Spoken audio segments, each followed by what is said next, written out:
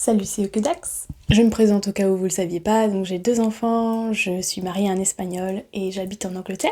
Je parle de parentalité, d'Angleterre, de psychologie, de développement personnel. Et aujourd'hui donc je vais vous parler de ma relation avec mon mari au niveau des conflits, comment on gère ça, ce que j'ai appris au fil des années dans mes lectures, en psychologie, dans mes études de psychologie, et tout simplement aussi l'expérience.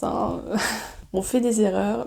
Donc 5 pistes, comment gérer les conflits en couple. Première chose, hyper important, ça paraît évident mais on le fait pas toujours, surtout parce que, comme j'ai dit dans une autre vidéo, on réagit par rapport à nos émotions et pas par rapport à notre intellect. Donc la plus importante chose, c'est de rester dans le respect. Les insultes, évidemment à bannir. Ne jamais se parler quand on est sous le coup de la colère, ça ne sert à rien, ça n'avance à rien. Ça fait du bien 2 secondes au moment où on le dit et puis après ça envenime la situation, donc c'est complètement contre-productif. Et ça c'est vraiment un truc que j'ai lu, tout le monde devrait faire ça dans n'importe quel conflit.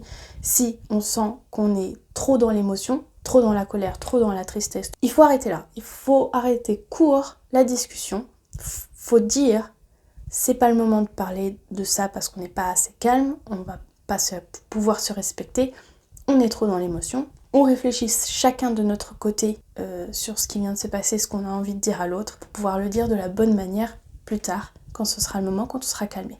À froid. À chaud, c'est jamais une bonne idée, vraiment. si votre but vraiment c'est de régler vraiment le conflit, parce qu'il n'y a pas de problème, que des solutions, et attendez.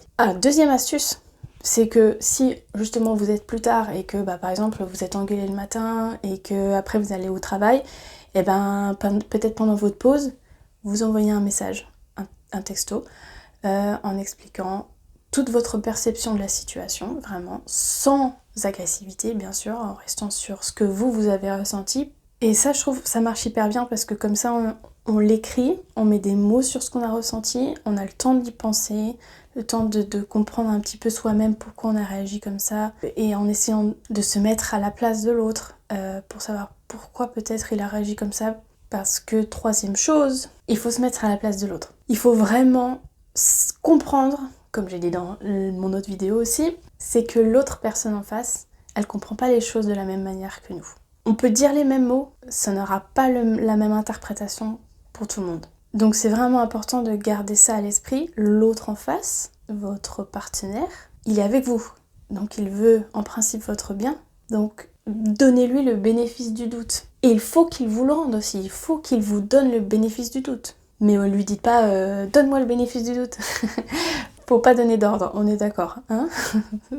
Ça va pas faire partie d'un point en entier, mais presque. Faut jamais donner d'ordre à l'autre, surtout ne jamais donner d'ordre sur comment agir et comment ressentir les choses. Donc ce point, c'est accepter que l'autre puisse comprendre les choses différemment. 4e point, donc c'est vraiment d'en reparler. Donc même si vous en avez parlé en SMS, que vous pensez que c'est résolu, parce que on s'est exprimé chacun l'un l'autre sur la question, c'est vraiment d'en reparler de vive voix, face à face, et vraiment d'être dans la résolution physique des choses, donc de redire les points clés sur quel a été le conflit, sa propre perception, et comment au long terme on pourrait éviter que la situation se renouvelle. Et là il faut être dans la coopération, travailler ensemble, vraiment, se mettre d'accord. Et dernier point, très important, se faire un câlin, se faire un bisou, plus si vous voulez. Mais au moins, quand on fait un deal avec quelqu'un, même dans le business, on se serre la main.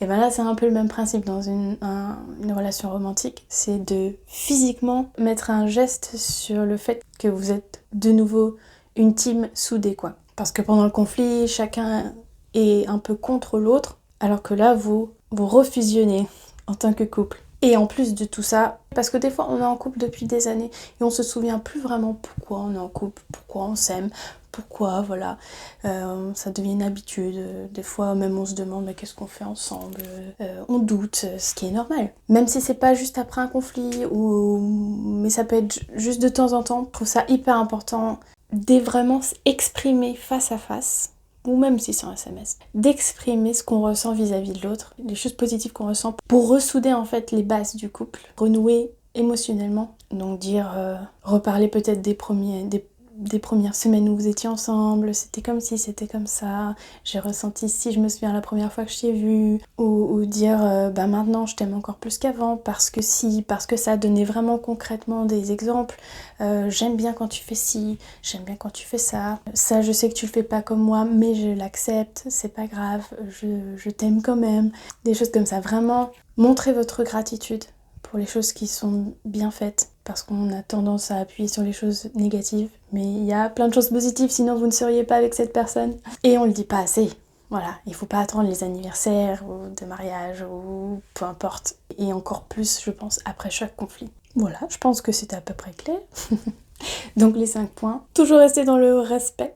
S'arrêter dès que on est dans l'émotion. S'exprimer clairement, une fois calme, sur notre perception des choses et donner le bénéfice du doute. L'autre en face n'a peut-être pas compris ce qu'on a dit, a peut-être compris quelque chose différemment. Et donc ensuite se retrouver face à face pour s'exprimer ensemble, trouver des solutions, coopérer et se recommuniquer pourquoi on s'aime. Parce qu'on a toujours besoin d'être rassuré, reconfirmer à l'autre pourquoi on est avec lui, pourquoi c'est une bonne personne, pourquoi vous avez envie de construire quelque chose avec cette personne et pas une autre. Merci de m'avoir écouté. Abonnez-vous, c'est gratuit. Un petit commentaire, un emoji, un petit pouce, ça te coûte rien. Et à la prochaine. Bonne journée.